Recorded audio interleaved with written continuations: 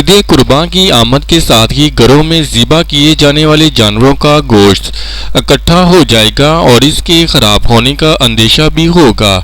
تاہم اب آپ کو گوشت کو 2 ماہ تک کے لیے محفوظ بنا سکتے ہیں۔ سعودی عرب اور خلیجی ممالک سمیت دنیا کے مختلف ممالک میں آج عید الاضحیٰ مذہبی جوش و خروش سے منائی گئی، جبکہ کل پاکستان اور دیگر ایشیائی ممالک میں بھی فرزندان توحید سنت ابراہیمی ادا کرتے ہوئے اپنے جانور اللہ کی راہ میں قربان کریں گے۔ قربانی کی استطاعت رکھنے والے مسلمان نماز عید کے بعد جانور قربان کریں گے اور شرعی حکم کے مطابق اس کے گوشت کو غربا، مساکینوں اور دیگر مصارف میں تقسیم بھی کریں گے۔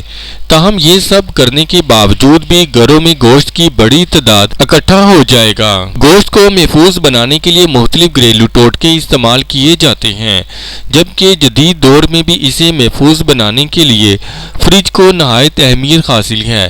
یہی وجہ ہے کہ عید قربان سے قبل فریج یا ڈیپ فریزر کی خرید و فروخت میں بھی اضافہ بھی ہو جاتا ہے۔ اگر آپ قربانی کے گوشت کو زیادہ عرصے محفوظ بنانا اور استعمال کرنا چاہتے ہیں تو درجہ طریقے استعمال کر کے گوشت کو 2 ماہ تک کے لیے محفوظ بنا سکتے ہیں۔ گوشت محفوظ بنانے کے آزمودہ طریقے: قربانی کا گوشت فریز کرنے سے قبل اسے دھونے سے گریز کریں، کیونکہ گوشت پر پانی لگنے کے بعد اسے رکھا جائے تو اس میں بیکٹیریا پیدا ہو جاتا ہے جو گوشت کو خراب کر دیتا ہے۔ گوشت کو تھوڑی دیر چولہے پر رکھ کر بھونیں اور پھر اسے المونیم فوائل میں لپیٹ کر رکھ دیں، جس کے بعد گوشت 2 ماہ تک بالکل محفوظ رہے گا۔ ایسے لوگ جن کے پاس فریج موجود نہیں، وہ گوشت کو بوٹیوں کی صورت میں کر کے ایک داغے میں پروئیں اور اسے دھوپ و ہوا میں لٹکا کر سکھا لیں۔ بعد ازاں جب ضرورت پڑے اسے استعمال کریں۔